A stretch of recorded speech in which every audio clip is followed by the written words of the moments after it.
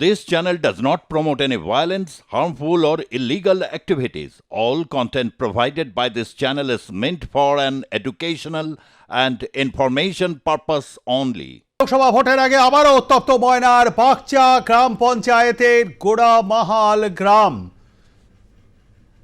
BJP করবে ঝুলন্ত দেহ উদ্ধার, উত্তেজনা। নিখোঁজ ছেলের বিজেপি করবে দীনবন্ধু মিদ্দার, তারই ঝুলন্ত দেহ উদ্ধার। গ্রামেরই একটি পানের পরচ থেকে উদ্ধার। নিখোঁজ বিজেপি করবে দীনবন্ধু মিদ্দার ঝুলন্ত দেহ। তাকে খুন করে ঝুলিয়ে দেওয়া হয়েছে। অভিযোগ বিজেপির, অভিযোগের তীর তৃণমূলের দিকে। পুলিশকে ঘিরে ধরে বিক্ষোভ গ্রামবাসীদের একাংশের। খুন নাকি আত্মহত্যা, তদন্তে পুলিশ। আপনাদেরকে আরো একবার জানিয়ে রাখি, লোকসভা ভোটের আগে আবারও উত্তপ্ত ময়নার বাগচা গ্রাম পঞ্চায়েতের গোড়ামাহাল গ্রাম। নিখোঁজ বিজেপি করবে দীনবন্ধু মিদ্দার ঝুলন্ত দেহ উদ্ধার পানেরই একটি পরচ থেকে। আমাদের সঙ্গে রয়েছেন আমাদের প্রতিনিধি সেলিম আহমেদ। সেলিম, ঠিক কি অভিযোগ করা হচ্ছে বিজেপির তরফ থেকে?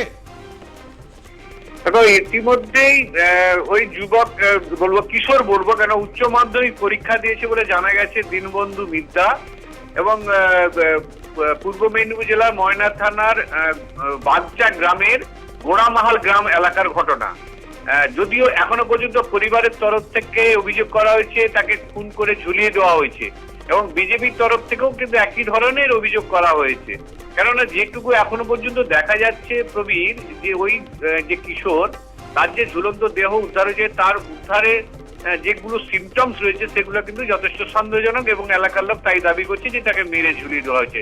এবং তার শরীরে একাধিক জায়গায়, যেমন গরম জল শরীরে কারো ঢেলে দিলে যেভাবে ফসকা উঠে, সেই ধরনের কিন্তু তার শরীরে কোমর থেকে পা পর্যন্ত ফসকা উঠে রয়েছে, এবং একটি ধুতিতে জড়ানো অবস্থায় দেহ ঝুলছে। তো এক কথায় বলাই যেতে পারে যে পান আড়তের এলাকায় যে ঘটনা ঘটেছে, পান বরজের ঘটনা এলাকায় ঘটনা ঘটেছে, সেখানে কিন্তু রীতিমতো এখনো পর্যন্ত উত্তেজনা রয়েছে। প্রচুর পুলিশ মোতায়েন করা হয়েছে ইতিমধ্যে। এবং যাদের বিরুদ্ধে অভিযোগের তীর, তারা কি বলছেন? এখনো পর্যন্ত সরাসরি তৃণমূলের উপরে অভিযোগ করা হয়েছে, কোনো ব্যক্তি বা কারোর উপরে এইভাবে এখনো পর্যন্ত অভিযোগ না হলে তৃণমূল পরিচালিত কোনো দুষ্কৃতীদের উপরেই কিন্তু অভিযোগ করছে বিজেপি। ইতিমধ্যে ঘটনাস্থলে বিজেপির জেলা নেতৃত্ব পৌঁছেছেন, তাপসী মণ্ডল পৌঁছেছে, জেলার যে সমস্ত পুলিশ আধিকারিক রয়েছেন তারাও কিন্তু ঘটনাস্থলে পৌঁছেছে। এক কথায় বলাই যেতে পারে ভোটের প্রাককালে এই মৃত্যু কিন্তু রীতিমতো রাজনৈতিক চাঞ্চল্য ছড়ালো বাগচার ওই গ্রামে, যে গ্রামের রীতিমতো যখন কিছুদিন আগে পর্যন্ত যেখানে এক ব্যক্তির মৃত্যুকে কেন্দ্র করে ইতিমধ্যে কিন্তু এই দীনবন্ধু মিদ্দা কি সরাসরি বিজেপি পার্টিটা করতো, নাকি তার পরিবার বিজেপি পার্টি করতো? এখনো পর্যন্ত যেটুকু জানা যাচ্ছে, পরিবারের তরফ থেকে পরিবার বিজেপির সমর্থক। এই যে কিশোর যে মারা গেছে দীনবন্ধু মিদ্দা, সেও বিজেপির সমর্থক এবং বিজেপি করতো বলে এখনো পর্যন্ত জানা যাচ্ছে।